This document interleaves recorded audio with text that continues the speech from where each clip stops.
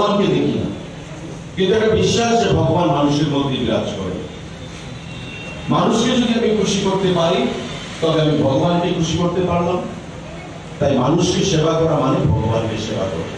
আর রক্তদান হচ্ছে এমন একটা মহৎ কাজ যেটা দিয়ে জাত পাত ধর্ম বর্ণ নির্বিশেষে আমি মানুষকে সেবা করতে পারি সেই রক্তদানের মাধ্যমে। এবং আমি যেখানে ব্লাড ডোনেশন ক্যাম্পে কথা বলার সুযোগ পাই প্রত্যেকের কাছে আমি আহ্বান জানাই যে অনেকের মধ্যে ভয় রয়েছে যে আমি রক্তদান করবো কেন, আমার যদি জীবনের কোনো ঝুঁকি থাকে, আমার যদি শরীরের কোনো ক্ষতি হয়, এমন এটা কোনো ধরনের সত্যতা নেই তার মধ্যে। যারা রক্তদান করে বরং 18 থেকে 60 থেকে 65 বছরের সুস্থ শরীর দেহমন নিয়ে যে মানুষ রয়েছে তারা প্রত্যেকে রক্তদান করতে পারে।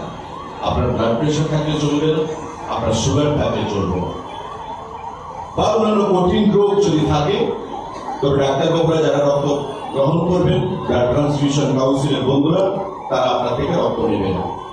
তার বাইরে 18 থেকে 60 থেকে 65 বছরের যে কোনো সুস্থ মানুষ রক্ত দান করতে পারে।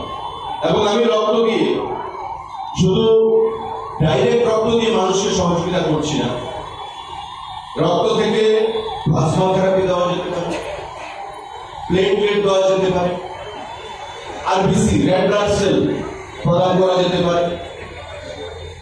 এভাবে একটা মানুষ শরীরের রক্ত দিয়ে 4 থেকে 5টা মানুষের জীবন বাঁচানো যেতে পারে।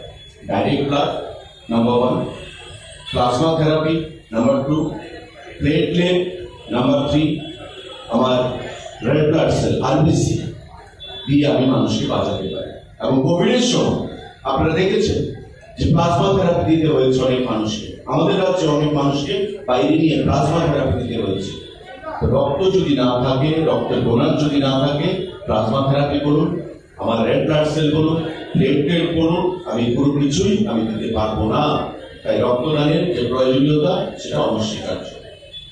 তার বাইরে এই রক্ত দিয়ে যেটা আমার পূর্ববর্তী বক্তা বলেছেন কমিশনার ট্রান্সপোর্ট, যে আমাদের মধ্যে বন্ধন, আত্মার বন্ধন, বন্ধুত্ব, সেটাকে আমরা সুদৃঢ় করতে পারি।